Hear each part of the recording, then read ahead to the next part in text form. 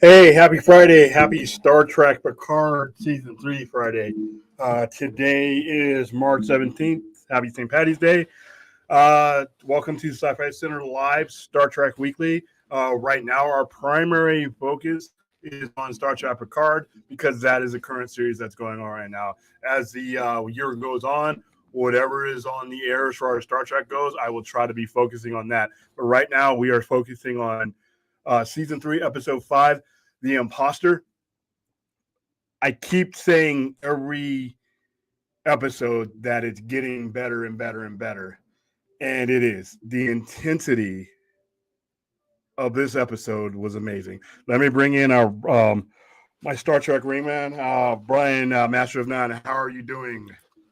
I am doing very well. This week's episode, magnifique. I've been waiting to Yeah, talk about it with somebody that's seen it. Man, I feels like being a haven't. Star Trek fan in the '90s, dude. Yeah, here's the thing though, because I watched Star Trek in the '90s. I Me watched Star too. Trek pretty much in every era. I wasn't alive, obviously, during the original series, but But every it was other hard series going I to was. school and not being able to talk about it with anybody. You know what I mean? Oh yeah, I see what you mean. As far as like, yeah, being able to talk, but as far as like the actual story, I've never seen Star Trek like this. All right, I was talking to one of the writers of the show, and we're gonna get that particular person on at the end of these episodes so that we can't Oh, spoil nice, anything. nice. And one of my comments to him today was that I've been watching Star Trek for a very long time. This is unlike any Star Trek I've ever seen. And that includes with these characters. I've known these characters for a very long time, and they're Mm-hmm. being represented. And you know me, I'm not a nostalgic guy. No, This is no, but they're hitting the nostalgia in a way that it's not hit. Hey, remember me? And they're gone, kind of stuff. yeah, like Like with it's been Star handled Wars. before. Yeah, Star Wars. exactly. I One didn't note need to know characters. how. Yeah, Boba Fett got out of the Sarlacc pit. I didn't care, but they showed me that, right? Right. I did wonder why Ro Laren did what she did, and I've always wondered what happened to her. And for this is, by the way, guys, this is a spoiler show. I put it in the description. It's on the thumbnail, but I'm giving you one last. If you have not watched Star Trek Picard, this is where you probably want to go ahead and not watch this live. Because, like I said, Ro Laren, that was a huge surprise to see her Commander Rose. So I'm glad, and I was immediately happy because I'm like things worked out for her some way. And, she ends up, she comes back from the Maquis. She comes back and rises through the ranks. Hell, Starfleet Intelligence seems to be some kind of redemption arc for everybody, man. Pretty If you much. fucked up, Pretty much. you Yeah. can come back to Starfleet Academy. And now, Rafi, anybody. We got you. yeah, anybody keep your rank, get promoted. And then, Bashir, hey, you're yeah, genetically Bashir, enhanced come now. back. You be an admiral. Section 31 wants your number now. Dude, whenever they get off to the Section 31 show, it's going to be amazing. Whenever they do it, it's going to be absolutely I stunning. just hope they kind of do it in the era with which it was originally intended, the Next Generation era. So, like, if we get a show, like, I'm just saying, like, I know they don't have a lot of money to make more shows. That's why they're kind of downsizing at the moment with certain things, kind of focusing on animation a little bit more because it's quick and easy. Well, they're going to focus on one live show at a time, which I'm Mhm. not too happy about, but I'm okay with. But I'm okay with. I mean, what I would really like to see, and I said it before, and honestly, I'm okay with having Liam Shaw be the captain. But can we get a Titan show? I think you're going to get a Titan show. I think Yeah. they're investing too much into these people. They're investing like you were talking before when we first started this particular series. I kind of was on board with you in some way, shape, or form. I thought it would be like a next generation, like you were saying. But now I'm figuring they're getting you endeared to the Titan. They're giving you a progression arc. You hated Sharp at the beginning, but by the time But now Shaw, you're just like, I like him. I want to see him every week. What is he doing now? Like, yeah, and he's growing on me. He's growing on me. But the introduction of Ro Laren was like, and then within 50 something minutes, I was enthralled with her. That was a shocking thing. Like, I was just like, of all the people dude, I mean, it could have been anybody. Yeah. It could have been anybody. And for her to be the handler, and they made that connection of that she was the handler, that voice on the screen. So you find out that it's Worf, and then you find out that it's her, and then they bring them together at the end of the episode like that. We're getting a reunion, a yeah, reunification, as it were. We're only missing Geordi and Data or Lore, or Yeah, and Deanna in the flesh. I don't know. I know she's going to come up because I saw a preview where she said every time something weird happens, you run back to Starfleet or something like that. I don't know if that was a previous or something like that, but I imagine that would be the scolding session where her and Dr. Crusher get back together and talk about old times.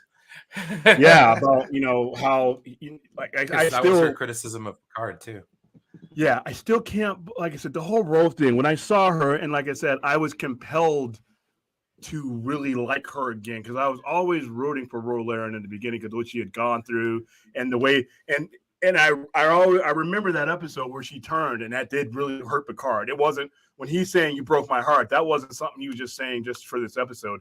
I remember that episode and where she puts the phaser on Riker and Riker she beams him back to the ship. Yeah, Picard was pissed because he trusted her. He stuck up for her.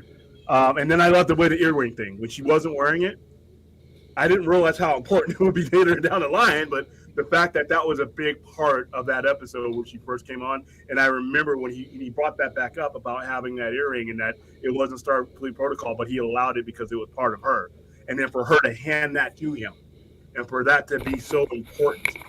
So it was I really enjoyed this episode. Hey, Dave, how you doing? Let me go ahead and get with the chat real quick because I don't want to I totally spaced the fact that we had a chat. The other night, last night I was on the air, and StreamYards decided that I didn't need sound. All on its own. Do you want me to handle the chat today? Yeah, if you can go ahead and bring them up in order, or bring them up as much as possible, we'll try to answer what they got.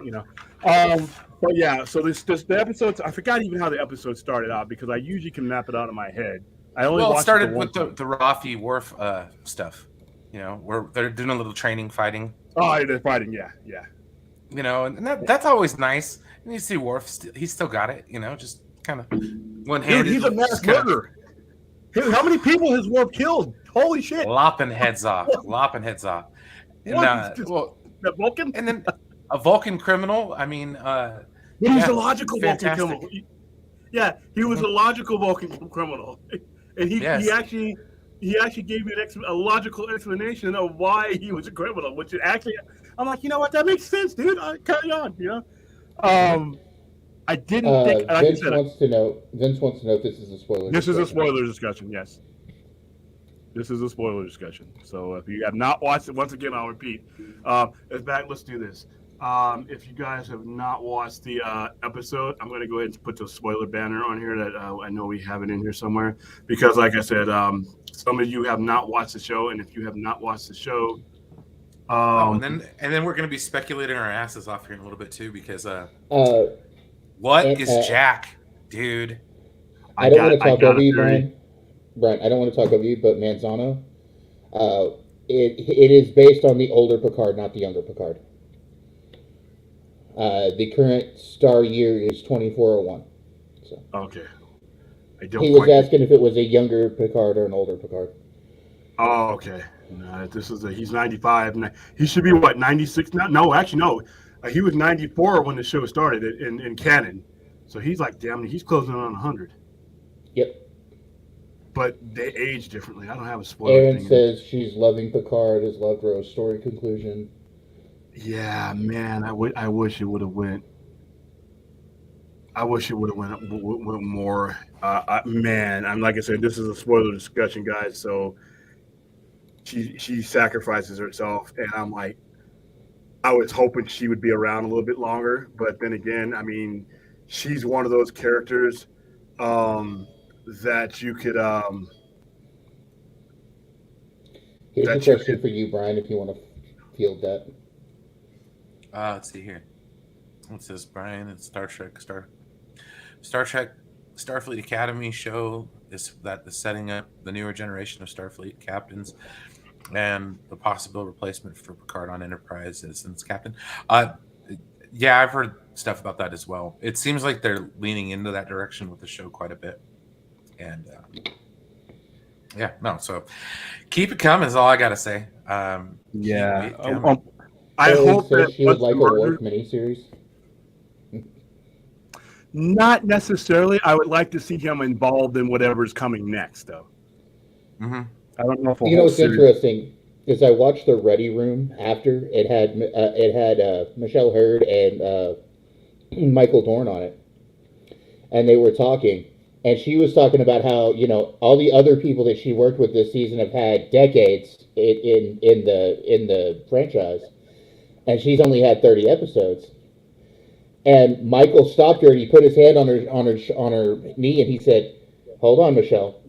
Don't ever say you won't get more time in Star Trek." It's like he was alluding to the fact that he's got something cooking, and or either that or his past experience with Star Trek. Yeah. Well, they also said on the Ready Room that he is the character that's been in the most Star Trek series and episodes of any character in the franchise. That's right, because he had a full-on career on DS9. Yeah. So he had the best story arc almost, just as an individual character in that show entirely. And if I'm correct, the mobile only emitter 7 of them have been regulars on 2 different shows, right? Mm-hmm. Yeah. Vince says the mobile emitter explains Moriarty. Oh yeah, of course, yeah, because that's where they kept him. So now. Okay, hold so on, William, you've got a question here. It says, "Hey William, do you think we'll get Jeffrey Combs back in a future Star Trek project? He's already in Lower Decks." Yes, of course. I think he might show up in this. He's already in Lower Decks as an evil AI. So yeah. He goes. That dude Vince says, "I think it's Changelings and Bluegills, the aliens from Conspiracy." No, I think it's the Changelings in the Borg. Yeah. I think it's the Borg. I don't think it's the Borg. Because remember that Borg, that story arc. What's her face? Alice. What's her name? She ended that story arc with the Borg. Not those Borgs. The Borgs that the Captain Shaw was talking about. You know what I mean? Well, we're talking about 359. That's his Borg, though. You're talking about the Borgs he encountered, or what's? No, he's talking about the actual factual Borg. Those Borg are not the real Borg. Did you guys catch that during the little exchange in the holodeck? No, I caught that, but I'm not sure what it meant. That's what it meant. I think that Jack Crusher is a Borg. I think he inherited his father's Borg implants because he would have impregnated Beverly after all that. So I think that he passed on nanoprobes to his kid. Oh yeah, nanoprobes. And I think do you think that's what's causing the red striping stuff that he's seeing in his visions? Yeah, and I think that Lore is controlling or screwing with him through those nanoprobes. And that's why he's an asset, because he's unique. He's basically a one of a kind. He's basically everything the Borg wanted to be but could never be, if you look at it. Oh, absolutely. That's what they did with Data in First Contact. Yeah, and remember when Hugh took over? Not Hugh. When Lore took over the Borg for a little bit. So this is kind of like a throwback to that. If he's what I think he is. Brian, you got a comment here from Vince. That's the captain from Star Trek Online. Yeah, that'd be awesome. If it's played by Jeffrey Combs, that'd be amazing. Yeah, we're supposed to see the Enterprise E, aren't we? Or Enterprise F? Huh? Aren't we supposed to see an Enterprise in this series? Yeah. The F, yes. Very soon. It's the F. Okay, somebody told me it's at the end of its run, which makes sense. That was in one of the Easter eggs hidden in the in the Elcars. In Ro Laren's earring. It was in one of the panels. Yeah, it's on the panels in her earring. Okay, I gotta read it again. I've only watched it the one time, and because I wanted to talk about it and then watch it again, because there's all these spoilers. You've got to slow down those panels, but you can see it. It's up in the corner. Okay. up in the left-hand corner. Screen Crush does a good job. I'll be right back. Yeah. Screen Crush did a good job on that one. Numbers here says, do you think they'll ever address in a future Star Trek whatever happened to Benjamin Sisko? They better. Yes. You never know when they're going to do it. It could be in this series. I didn't expect to see Rolarian, dude, so who knows what's coming next. I didn't expect Changelings. That was not... They kept that hidden. They kept that really hidden. Okay, Anthony, the Picard series is not in any way connected to the JJ Star Trek, so no, they don't answer this question. No, they are in the Kelvin. That's a different timeline. Yeah, these changelings are fucked up, man. These changelings, like when she dissected them and said, "Hey, they hold their form until you start dissecting them, and then they start reverting back." That kind of changed the game. Well, they also can't be detected on the blood thing anymore. Yeah, which means there's more than one changeling on that ship. Now, here's the thing: why did not first changeling have those characteristics? The one she killed, the one she fried, and that was looking for its urn. Remember that? Yeah, I don't know. Maybe there's a couple of different factions of changelings. Who knows? I mean, the one that Worf and Raffi had. That one was different. Yeah, he liquefied. But that one that was looking for its urn turned into like some meaty stuff.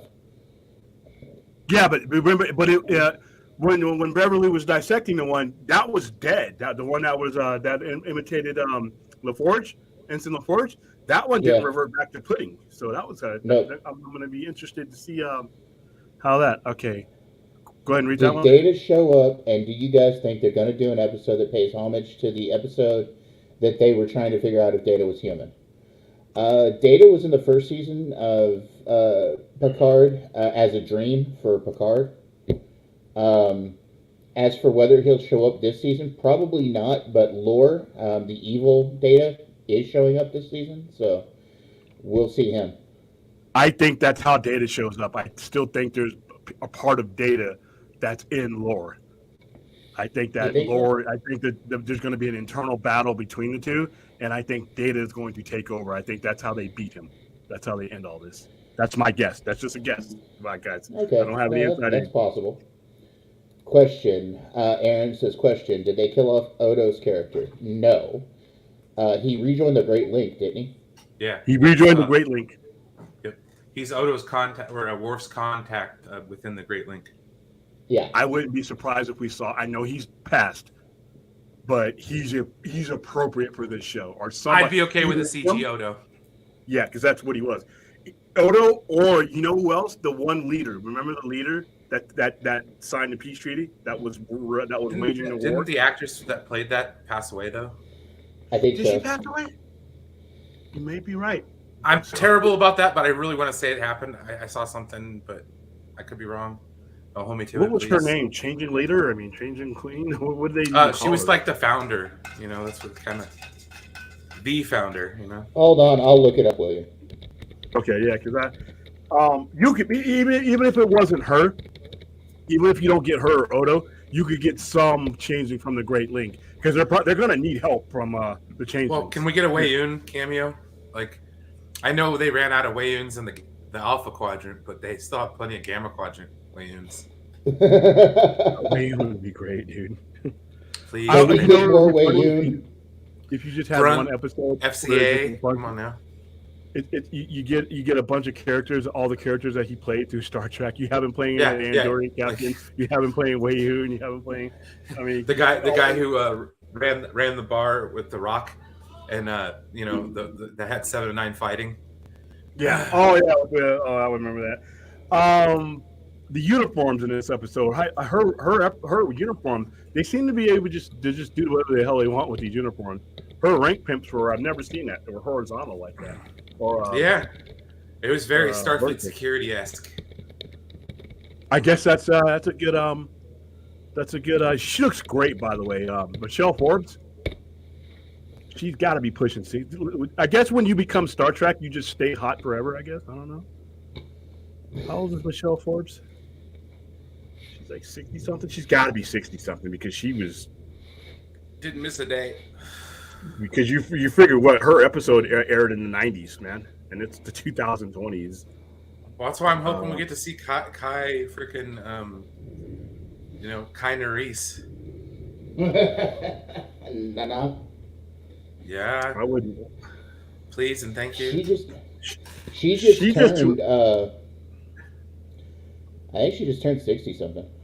Well, see, the thing is that like, if you know about the creation of Deep Space Nine, the character of Ro Laren was supposed to be on the station. Was supposed to be. They offered the show to Michelle Forbes. She turned it down. I wonder if she regrets that. I bet you she did, because what else did she do? Especially because it was a show that went for 7 seasons. Yeah, she's 58. Oh, not a day over 20. No. Not a day over the day she was in. She's done quite a bit. Holy shit, she's done quite a bit since then. She's been on Love Biology. This is the woman who played the Changeling leader. Oh, she's still alive. And she's still alive. She's 87. I'm so bad at that. Sorry, everybody. Damn, Brian trying to kill her off, man. Dude, I was the one that said it about Roger Waters. He's still alive. I remember being on that stream. I thought that's what he told you. I'm like, wait a minute, dude, what happened? I'm like, Roger Waters is dead?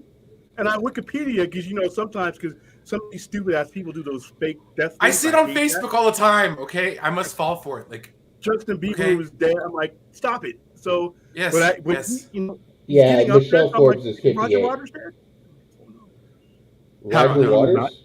No, he wasn't. But, yeah, that was crazy. But yeah, I would love to see Kira back on there. I mean, Roger Waters is 79.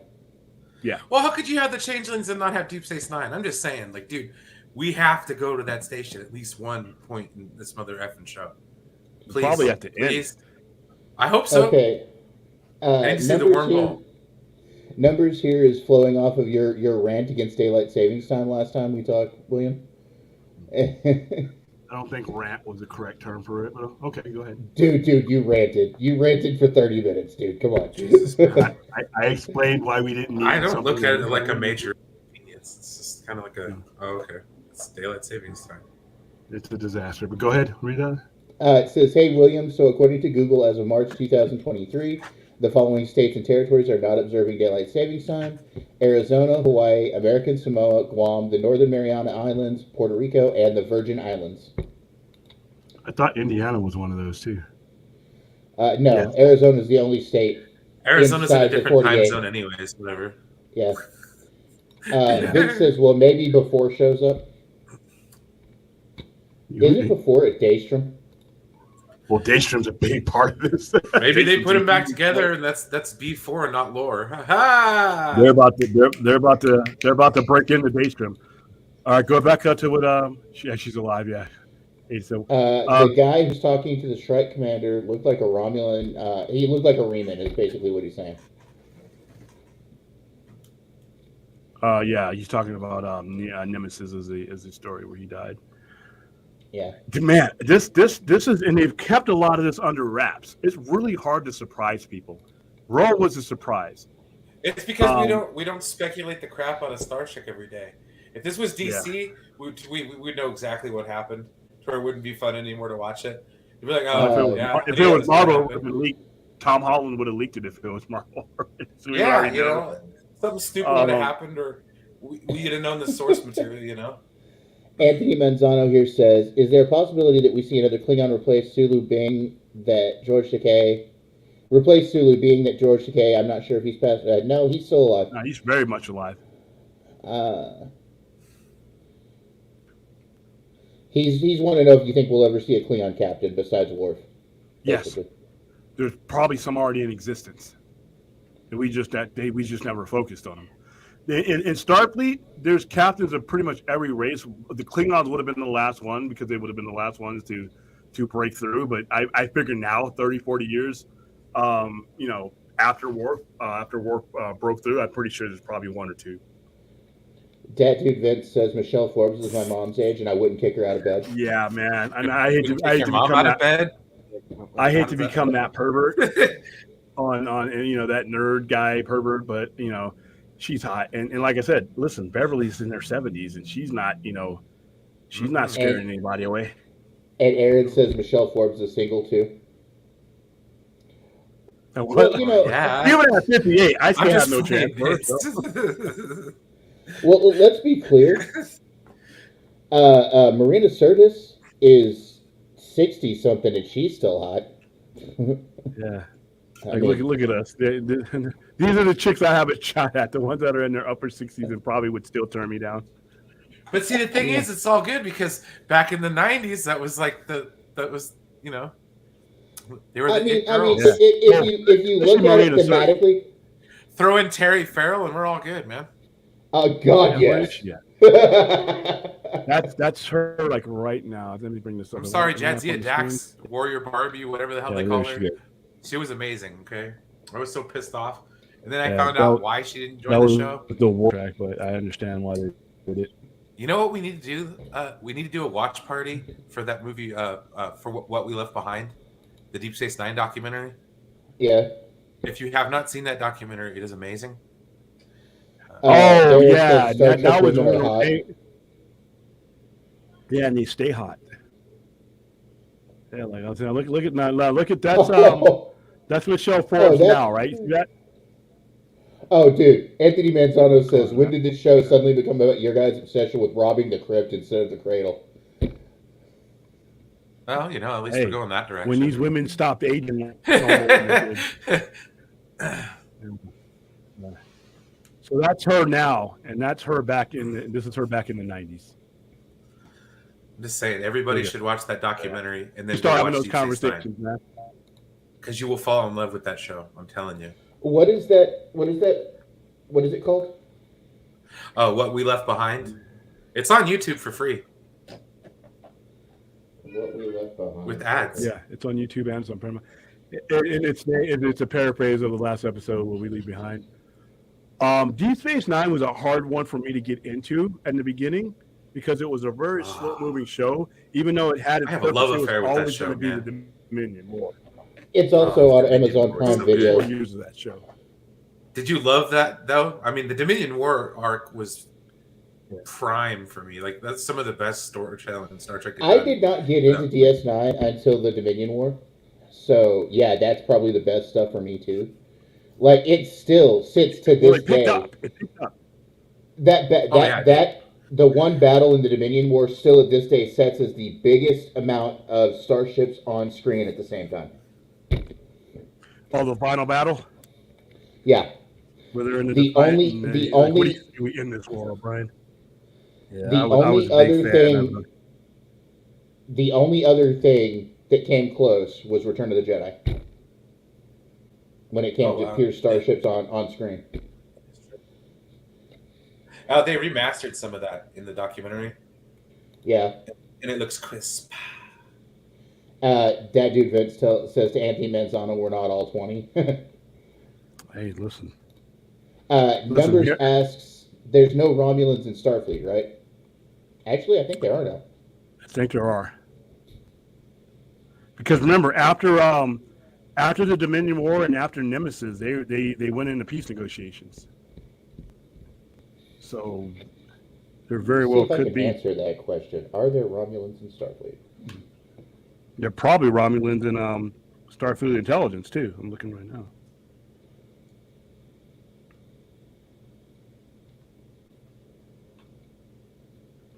By the way, speaking about Romulans, I just saw Reunification Part 1 and 2. Oh wow! I saw that when it aired. I saw that when I aired. No, when I say I just saw them, I did like they were on recently. Because we have Amazon Prime, and they have a live channel that's nothing but Star Trek. So I put it on usually in the background when I'm doing stuff, and they had Reunification Part 1 and 2 on. I remember what a huge deal that was because it came out right as Star Trek 6 was coming out. So I remember that. I mean that was a huge deal because Star Trek The Next 1991. Jesus. Yeah, 1991, December 1991. Star Trek: The Next Generation was just gaining its footing, and it just had the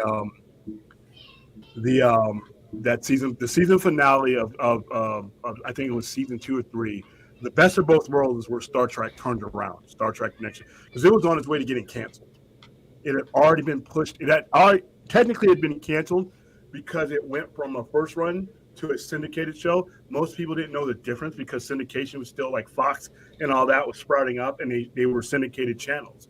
So it went in LA. It went to KTLA, but it didn't miss a beat. But it had a tough couple of years. But once Best of Both Worlds Part 1 and 2 aired, that was what turned that show around. And then in the 90s, and then when Spock was on the show, that was huge because you had Scotty, but Spock being on there was like, that was the one that connected the different generations of Star Trek fan that were resisting each other at the time. So that's a very important episode. There are a small amount of Romulans in Starfleet up until the time of Doom. The future sections of Discovery, of which there are a lot of Romulans in Starfleet. Yeah, because there's no more Romulans. There's no more What do they call themselves now? The Navarre. The Navarre, yeah. So there's no more Romulans or Vulcans. They've reunified. I mean, they've really reunified to the point where there are no more. There are no more of the same. They're the same planet and everything else. So that was a very interesting thing about Discovery. I'm really looking forward to Discovery season 5. So seeing how they wrap it up. And tonight I actually got to see what a Romulan Klingon crossbreed looked like. Oh, yeah. I remember that episode. Were they? Yes, Vince. I know. I still need to accept that invite. We need to talk about that. Anthony Manzano says, "I'm not heavy into Star Trek lore. Can you guys please explain to me the difference between a Klingon and a Romulan?" Lots of things. Yeah. Visually speaking, and honestly, the best thing you could do is pull up pictures. Because visually would help. Yeah, let me do that. Hold on. And then you can explain culture. Because that's a great thing about Star Trek is there's lots of it really delves into like the culture of what's going on. Of everybody, of all the different species. So yeah, Vulcan, Romulan, Andorians. I mean, although the Andorians up until Enterprise were horribly neglected, in my opinion. Until they started using them as to tell a story of Starfleet's beginning and the Federation's beginnings with Shram and all those guys. That's why it's such a shame. I wanted more. Yeah, I really hope that they find some way in one of these Star Trek shows to tell you the story, the real story of how they wanted that to end instead of that shitty ending that we got. Okay, Anthony, this is a Romulan. They are a race that is akin to the Vulcan, that split off from the main Vulcan race thousands of years ago. They have pointy ears like Vulcans, but they have this brow ridge thing going on. They are very insidious. They like to do spying and all sorts of things like that. And for the longest time, they were not friends with Starfleet. No. We had to trick them to get them into the war. Yeah. Did they ever find out about that? No, I hope not. That was a brilliant plan, though, and it worked. And it's good because had they not joined the Dominion was going to come for them after they got done with the Federation. So, they weren't going to stop. They considered Romulans to be as much lesser beings than anything else that was under them. So, that was. Now this. These are Klingons. This is a Klingon. Go on. You have Commander Worf here, and that's Martok. You have Commander Worf here, who for the longest time was the only Klingon in Starfleet. And now you have this is Commander Martok here, who was Chancellor Martok for a while. After Worf killed Gowron. The coolest thing about Klingons is they are warlike. They're a warlike race, but they also have redundant organ systems, which means they have 2 hearts, 4 lungs. All of their organs inside of their body are doubled, with the exception of the brain. They do, however, have a brain in the base of their spine, a small one.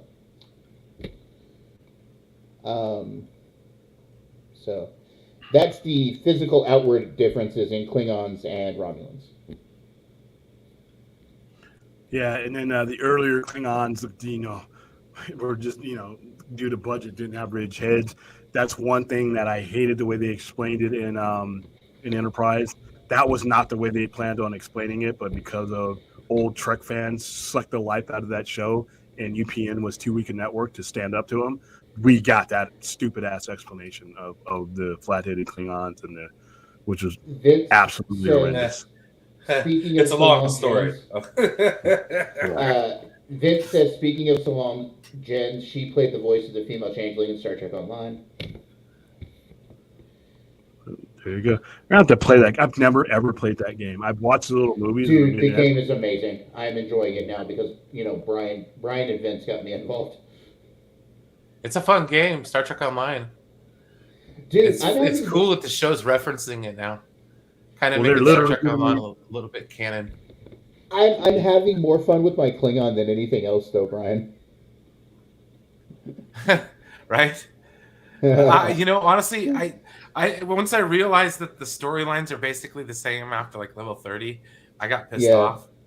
I was like, this is stupid. Every once in a while, they'll have like a new origin story for like a Klingon or something like that. But and why didn't you people? And why didn't you people tell me that in the mirror universe, Wesley is now Emperor? That's messed up, dude.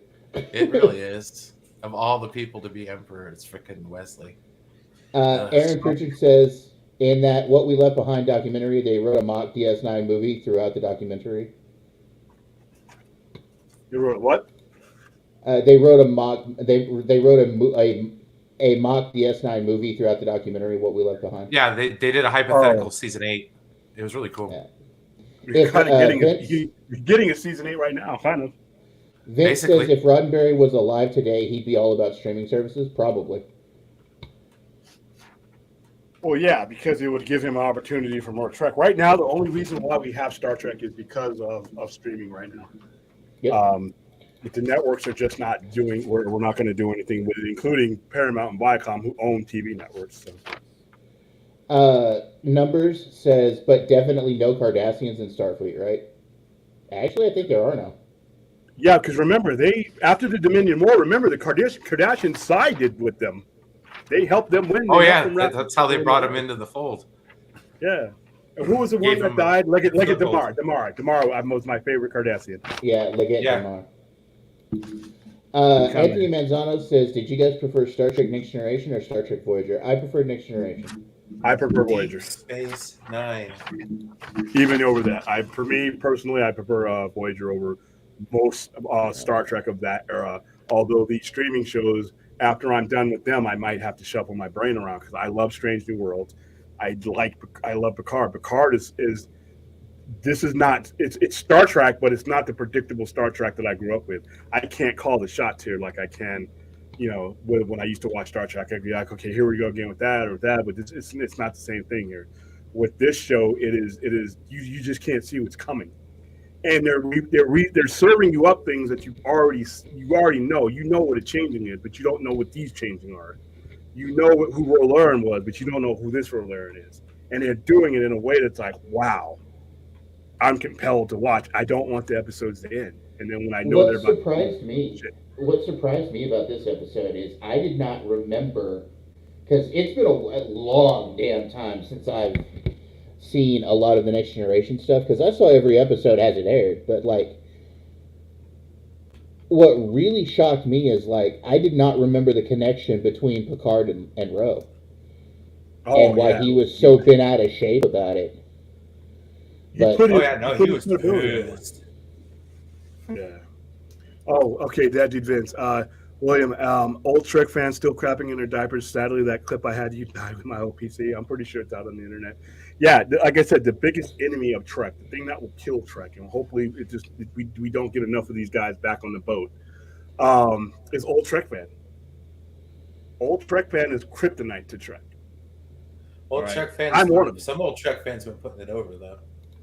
Yeah, I'm old Trek. Yeah, and I'm cautiously optimistic about old Trek fan finally coming back into the news. Let me be very, very clear. I was the epitome of what William used to call old Trek fan. I could not stand the idea of new Trek until Brian, William, and Stella brought me into new Trek. Kicking and screaming the whole time. Hey. Oh yeah, I was not happy. I was not happy. What is this? Dude, it's actually pretty good. Oh wait, hey. Look at that. Just kidding. And then I caught Strange New He got Worlds. into it with season 2 of Picard, which was kind of some hard watching. Yeah, thank you for saying that series. That's now let me do say this though. There were parts of second season of Picard that made me want to throw my hands up again. Oh no, I was kind of feeling the same way. There were parts of season 1. I kind of stopped doing my show after that. I was like, it's not fun anymore. Yeah, Robot Picard. Stella's getting on to me about I forgot about Ensign Rowe, boo. Yeah, I did. You should be booing this man here. Come on, dude. Ensign Rowe was like her action figure was well sought after. Okay. And Vince says, had I been there, I'd have dragged your butt into it. I'll be right back. I'm going to use the restroom. No problem. What's this? No, there's a lot of old Trek fan. It's funny to watch old Trek fan and the people who brought me into this fold, like people like Gary from Nerdrotic and stuff, hating on Trek for years and years. You know what? He's actually enjoying it. Yeah, he's enjoying Picard, which is funny. They all are. So I'm just like, you know what, dude? And that's why I'm like, at the end of the day, it's all hyperbole, dude. Like, you could get along with people if it's something you could find common ground on. I mean, we might disagree on our takes on Star Wars and shit, but you know, I could Stella makes a good connection here. Vulcans and Romulans culturally think Chinese and Japanese. She's not wrong. Or Korean or something like that, you know, or Korea Japanese. You know, they're a little bit different in terms of culture. You know, a lot different in terms of culture. As for what you were saying, Manzano, I did not mean to make you think that I was saying they were changelings. Changelings are the only things that can shapeshift in Star Trek. Well, that's not entirely accurate either. Well, there are other species that shapeshift, but Romulans are not one of them. Yeah, because the Scorpions can change, can't they? Yeah. Species A472, the Undine. Yeah. They're the things that the Borg fear. Yeah. Because they were. I'd forgotten about them. They shapeshift too. Didn't they call themselves the Scorpions at one point, or didn't somebody call them the Scorpions or something like that? No, the episode was called Scorpion. Oh, okay. And Vince says Gary just wants hate views, though. No, actually, but still, Vince, even haters are liking it, though. So it's like I can no, watch Vince, their reviews and not get pissed. He actually got in trouble with his subs the other day for saying he liked Picard. He got jumped by his subs. Well, good for him for saying he liked Picard season 3. I like it. Vince says, I used to watch Gary and Mike Zero and then Google people debunking the Trek and Star Wars hate and found Enosh, a.k.a. Mark Uno. That is cool. When I got fed up with that segment, I did, but it was over Star Wars. I had good conversations about Star Trek. Clinton Huntley says he likes Strange New Worlds. Oh, Strange New Worlds is fantastic. I can't wait for season 2. It's a serial, but each episode is a complete story. I'm not a fan of serial stories.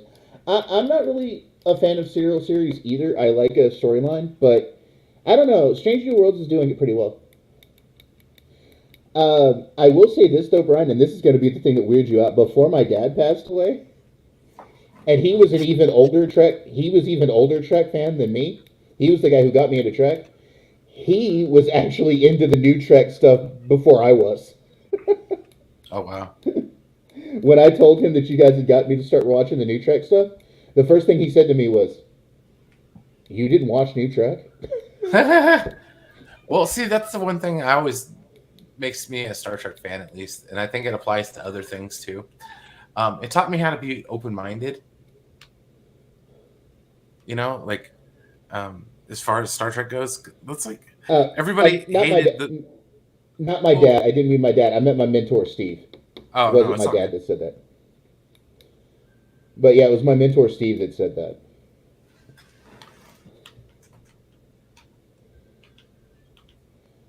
Brave New Worlds is the best. Oh, okay. Vince says Undyne came from Star Trek Online. Yeah. I never really gave him a name other than Species 847 And Stella says to Clint Huntley, "Don't you mean Strange New Worlds, not Brave New Worlds?" Yes, I've made that mistake too, though, Stella. because there's a show called Brave New Worlds, isn't there, or something like that? Anthony Manzano says, "Is this series just finishing off Picard's story and is he riding off into the sunset, or are we going to get new Starfleet captains with new shows and movies?" Most likely, we're going to get new Starfleet captains. Yeah. So I said I kind of like Shaw. I hope he sticks around.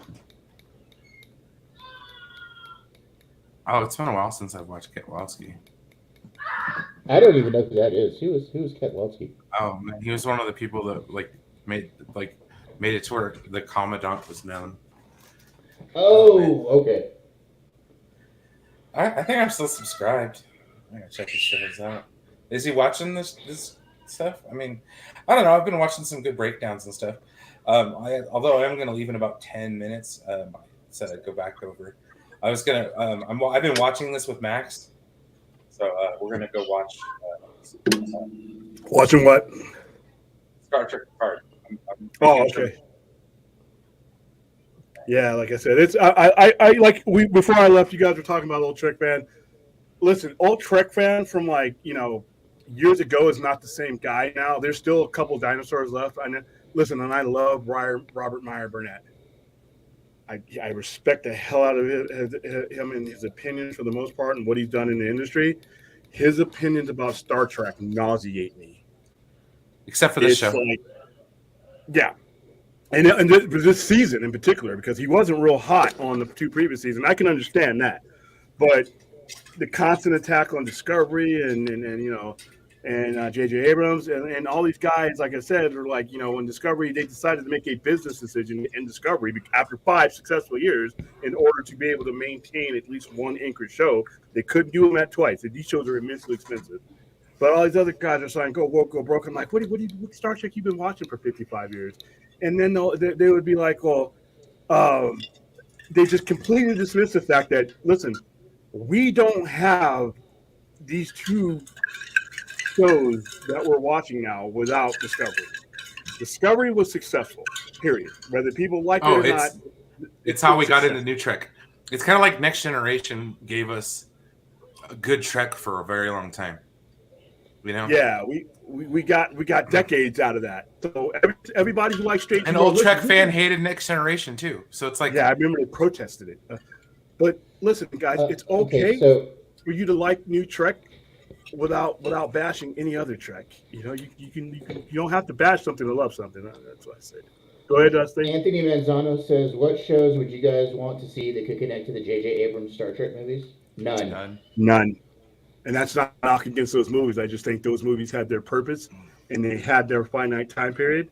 And once you've done with the fourth one, that will have served its purpose. I don't see any reason to go on with it after that. Personally, Numbers here says, "You guys think Species 8472 will show up on Picard?" No, probably not. I don't think so. There's a lot going on right now. There's a lot of species. Clint Huntley says he equals old Star Trek fan, but he adapts and likes the new stuff too. Yeah, and like I said, Stella says, "I am old Trek fan. I think I'm the only one that kept an open mind, as TOS taught me to do." Yeah, and they were mainly a driving force in the mid 2000s and the early 2010s. Before the people who make Star Trek decided, you know what, we're going to do what we're going to do, and we're going to replace you with you can either get on board this ship that we're sailing, or we're going to do our best to fill your void with fans that will. And Aaron Pritchard wants to know, what is everyone's thoughts on the Annexar fan film? Was never a fan. I've never seen it. It seems like an interesting idea. I've always wanted the story of Annexar to be told, but there's not a place for it right now, I guess. To me, I guess I'm a little bit defensive when it comes to Trek as a whole, because some of these things are created because people think, well, they're doing it better than Trek. I'm like, no, you're either Star Trek or you're not. You're either the people who run it with Viacom or Paramount, whoever, or you're not. And that's why I always put my fist up when it came to the Orville. Not because I had anything perfect, anything personal against the Orville, but it was just something else that old Trek fan was trying to use as a weapon against new Trek, and that kind of bothered me. That's why I never really got into it. Yeah, Star Trek is Star Trek. If it's not made by Paramount or Viacom, it's not Star Trek. That's how I feel. Anthony Manzano says, since Picard is in his 90s, how old do you think the king for the Romulans, Klingons, and Vulcans is going to be around this time? Okay, so there are no nobilities anymore for any of those races. The Romulans at this point have lost their home because it was destroyed in the supernova. The Klingons are part of the Federation, and Vulcans haven't really had nobility in forever. So I'm not understanding your question here. Well, in the canon time, if you're not talking Kelvin, I mean, with is he talking prime timeline? Yeah, he's talking prime timeline. Okay. Well, then the Romulans they didn't have an emperor anyway. They didn't have, they were built on an empire, but with no emperor. I never really either. Shinzon killed everybody. Yeah, Shinzon killed all the council. That dude Vince says Annexar ruined fan created stuff. Yeah, kind of. Yeah, it made him bring the hammer down hard on everybody. Yeah, he said the guy created it to make his own studio and used us fans to create his $1 million studio. True. And because of Alec, Annexar, Paramount, CBS completely changed their stance on fan created stuff. It's true. They did. Yeah, because they let it. They did for years. They just let it happen. Then it got ugly. And Stella makes the point here: the Orville is not Star Trek. And I'm not knocking you for liking the Orville. It's got Cassidy Yates in it. But other than that, yeah, no. Yeah, if you like the Orville, that's great. But like I said, my problem is it was old Trek fan was using it as his sword and shield to come after us, as if the people who were currently running Star Trek didn't know what they were doing. They're running Star Trek. It's used as a cudgel against, new Trek. Yeah. Yeah, I was listening to... You don't have to like their Star Trek, but that's Star Trek. It is, I was listening to a guy the other day talk about canon and what canon is and everything, and he kept bringing up Star Trek and how the new Trek isn't canon, that the only people who can determine canon is the original creator and everything. I'm like, but the original creator's dead, so he can't determine canon anymore. Even when he was alive, he wasn't. They moved him out of the way. Yeah, they moved him out of the way. Well, I mean, and I made the point in the comment for the dude's video that Star Trek didn't even hold true to its own canon in the first series. Like the timeline kept jumping around. Next Generation has so many different canon glitches and retcons. It's not even funny. In the 7 years that there was a show, you don't think they didn't have like continuity issues? Yeah, and you had remember he got removed from the movie where he got replaced. He was supposed to direct that, but he got replaced. And then remember he was running the Next Generation until they said nah. And then they put in Rick Berman and Brandon Braga, and as much as those guys got us sailed over the next 20 some odd years, without those two, there is no Trek. They kept Trek alive when it was not breathing and kicking. Oh yeah, absolutely. Numbers here says, have you guys seen Red Letter Media's reviews on the new Trek shows like Discovery and Picard? And if you have, do you agree or disagree with their takes? Not on this season. No, their takes are horrible for the most part. I like. Yeah. Have you seen them for this season though? I've never read them. They've really been enjoying it. So, but anyways, I'm gonna get going. Guys, have a good night. Yeah, we're about to wrap it up. All right, brother, you take it easy. Introduce them in. All right. Have a good night, guys. Thanks, man. All right, that's good. You got one more? Hold on, let me finish up our thing here. We've only got a few more. Alec Peters also borrowed memorabilia from fans and never gave it back. True. Alec Peters is a known bully. This is talking about the guy who made Annexar. Yeah, let's go ahead and we don't want to bring out the question. Manzano says, since you guys are all fans of both Star Trek and Star Wars, which franchise is the most flexible with canon in terms of rewriting it every year? Star Trek. Star Trek easily. Star Trek is the most flexible with canon. Ira Stephen Bear, according to Vince, is the modern godfather of Trek, in my opinion. Yeah, for the most part. I'd say Alex Kurtzman to a certain degree, but that's just my opinion. Stella makes the point here. Orthodox Jews are waiting for the original rabbis from their destroyed temple to update their laws to talk about canon being law. I'm not going to test that one. All right, Vince. I will be looking forward to a message from you. And that is. All right, guys. I got a lot of That noise. is the end of our. That is the end of our chat at the moment. So. All right, everybody. Some lady stay outside of my lady stand outside my store screaming. So we're gonna end the show so I can go get rid of her. Not physically, but get rid of her off the property. All right, guys. We will see you next week with probably going to be an even better episode of this if that can even happen. But I keep saying that each episode is better than the last, and they continue. So we got 4 or 5 more episodes of this, and I'll take all of it, guys. So. All right, guys. We're mid-season right now, so we've got 5 more episodes. Yeah, so we will see you tomorrow night on the Overnighter, and I got a lot to stuff into that show. Oh, dude, I've got something I got to talk about on the Overnighter too. Something that I was able to do this week that I think you might be interested in. Cool. We'll see you guys in about 24 hours.